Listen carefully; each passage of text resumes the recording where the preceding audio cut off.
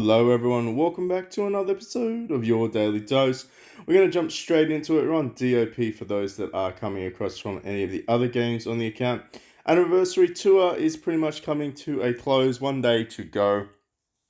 Make sure that if you are intending to finish it off, you try to do that at least by tomorrow. I don't know how many points you're going to need by that stage.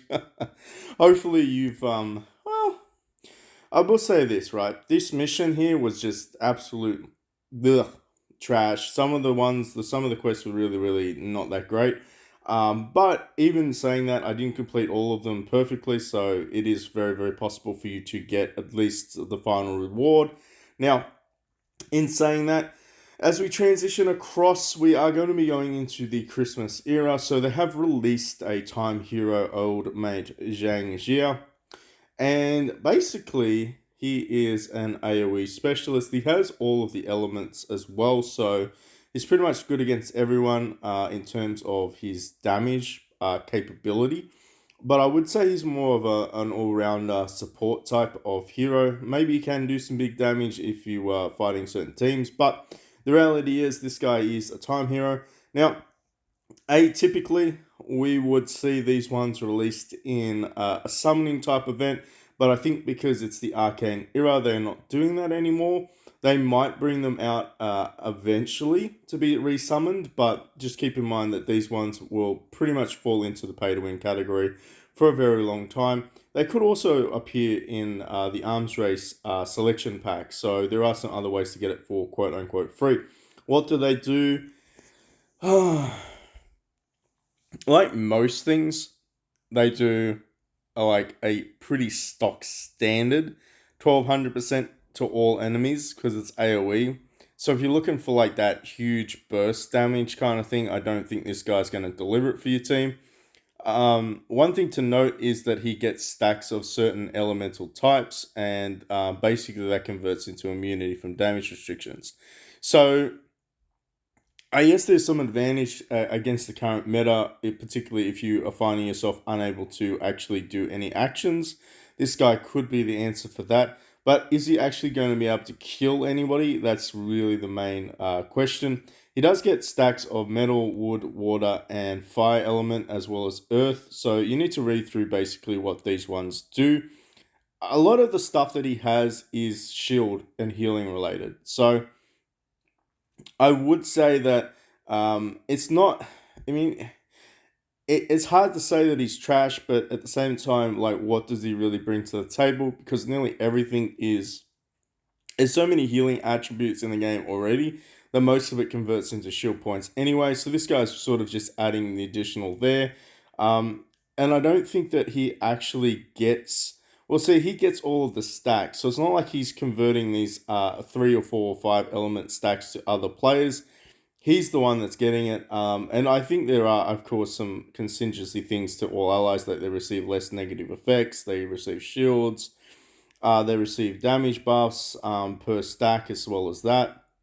Enemies get debuffs as well. But it's all around negative effects. So realistically, is he worth spending $70 on? Probably not. The only idea that I would have in mind is if you're already sort of running a full arcane team, because he's aptitude 27, he's higher than your generation 1 and generation 2 arcane heroes. So you could potentially change one of those ones, particularly if you're like, well, I was gonna say that maybe Gun Ying wasn't that great, but I mean, they're all kind of throw down. They all actually do some damage, so you really need to look at your team to decide whether or not this person would be a good fit for you. And remember, like anything else, you're gonna have to build them up to at least 1 or 2 star before they get really functionally strong, which is like most of the other arcane heroes. Like they don't really start peaking until around the 2 star plus mode, and I mean it is what it is, right? But his rage ability, again, as you can see, demonstrates AoE. Plus, he does shields to all of the enemies, all of the heroes. He heals them too. Essentially speaking, affects all enemies as well with burn. Last 2 rounds. Then he gets fire stacks, water stacks. This guy's just. I'm not going to read through this. I'm going to be honest with you. I can't be bothered. But at the same time, Light damage is an interesting faction ability. I assume that means that he affects everyone. I'm assuming there's going to be a dark damage dealing time hero at some stage as well. That's just my educated guess. Each stack increases damage with the current action. So I'm on the fence about this guy. Honestly, I can't say that he is a must build, but at the same time, let's check out his passive. At the start of the battleground, one stack of metal, one stack of wood, elemental, water, fire, yada yada, earth. When inflicting a debuff, Zhang Jia gets one stack of metal that lasts for the entire battle. When receiving a buff, it gets a stack of wood. Um, and this guy's just basically going to be stacked. Like this guy's fully stacked, and I guess that plays into his overall ability. Like I'm not going to diminish what he could potentially do.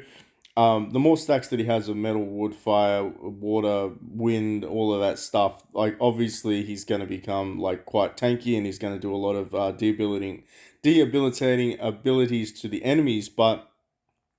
Again, I'm not sure where he's going to fit into this. I'm curious to know in the comment section down below if you are going to build them and why, and who are you going to replace and slot in. Because we're kind of transitioned into almost having a full arcane team. So is he really only going to be there for a little while and then you're going to get replaced later on? Because yeah, that's probably what's going to happen by Gen 5. A lot of heroes are just going to get recycled out. Um, Essentially, his passive is the same as what he would normally do. He just gets stacks of elements. In saying that, if you're new to the game, he would be, and you're looking to spend money. I mean, ultimately, he wouldn't be a bad addition to your team. Particularly if you're on like a newer server and this guy pops up. Obviously, if you're gonna whale out, I think a lot of players would go for him there. I don't like the fact they removed him from the gotcha. You know what I mean? Like I would prefer to at least have a solid chance for free to play players to get him.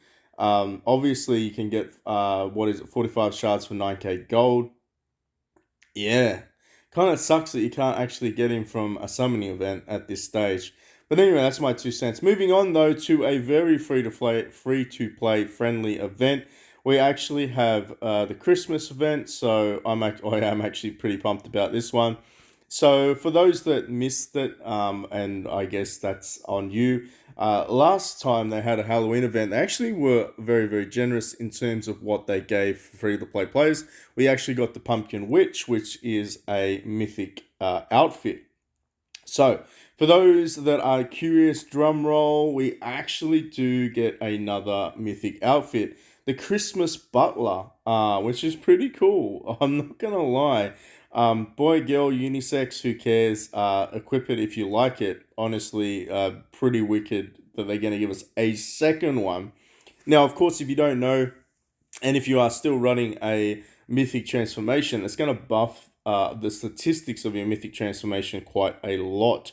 So it might actually not be that bad to run Chow Peace for a little while until you can get like maybe the Generation 4 or the Generation 5 mythic transformations. If you're still saving up, this could actually be pretty clutch for your team.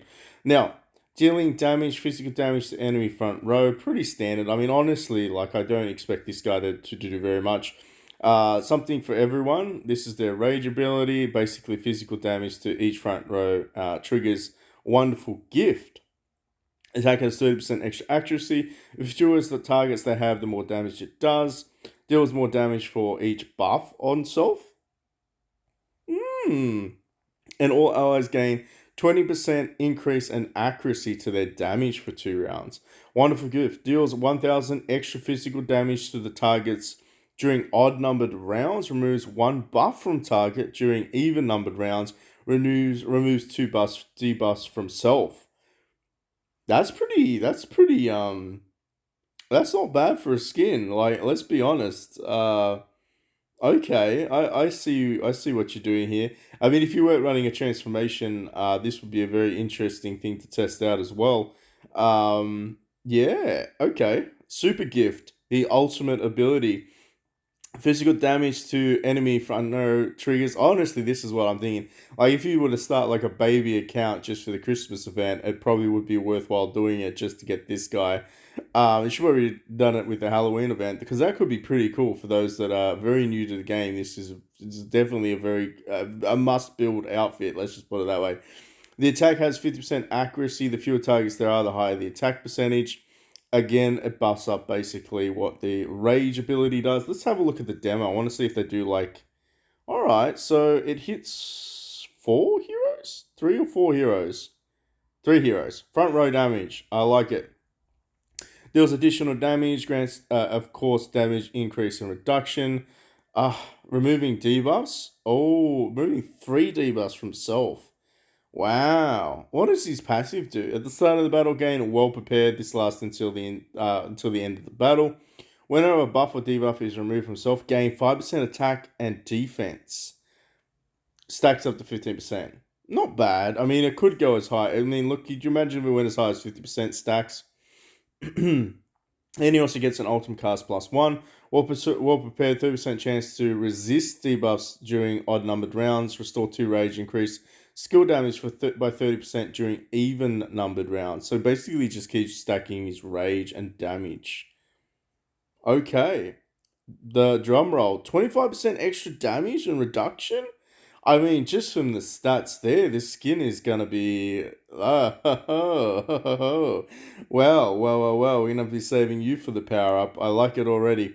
So that's basically it. Make sure that you log in every day. There's a little circle thing in the middle. Tap on that, you get some candy canes and some golds. Honestly, the shops probably aren't going to be fantastic, but if they give us some free stuff like they did last time, I can't complain. The Xmas event is available for 7 days. In the lead up, you will get some candy canes, you will get some gold, you get some wishing toons, and of course some silver. So make sure that you capitalize on that every single day. Grab your free candy canes. I'm pretty sure it's going to be the red ticket event. So free VIP. This is very important for those that are free to play. Red packet rain. You're going to be able to get some VIP there. You're going to be able to get some additional candy canes from the gold bag as well as some gold. Then we got the shop, and then of course we have the ultimate gift. And then during the event, you will actually get a VIP packet around day 10, which is again some free VIP. So this is actually perfect for those that are trying to get to VIP 7, maybe even VIP 8 now, if you've been playing from the very beginning of the game. Let me know in the comment section down below if you're a free-to-play player and you've been getting the free VIP. Where are you in terms of your VIP ranking? Have you managed to hit VIP 8 as a free player by just doing these events and getting super, super, super lucky? For those that are curious, the VIP package that you can get, or the packet, I think I might have got one. I can't remember. I think it's this one. Yes. Is it this one? I'm pretty sure it's this one. So I think you get the VIP points, which is 1,098 gold. Why? So 1980, geez, can't say it. And 1980 VIP experience. So you actually will get that free every single time that this comes out. Or maybe it was the 98 gold and the 98 VIP. I think this was the red packet though. I'm trying to remember now. It's one of the two. I don't think it was this one. I think this one was the one that you get from Red Packet Rain, and this one was the one that you get from the event. So still be able to upgrade some of your VIP. Could be the other way around though. It's been a while. It's been a while since I paid attention to all that. Anyway, I just wanted to basically give you a little bit of a rundown on the event, whether or not you should spend on this guy. Me, it's a kind of a hard pass because I just don't see him necessary for this team at this stage. I'm just going to focus purely on the Warlords. But after that, pretty much there's nothing else that I need to talk about. And I'll catch you all in the next one. Make sure you hit that like, subscribe, and notification button.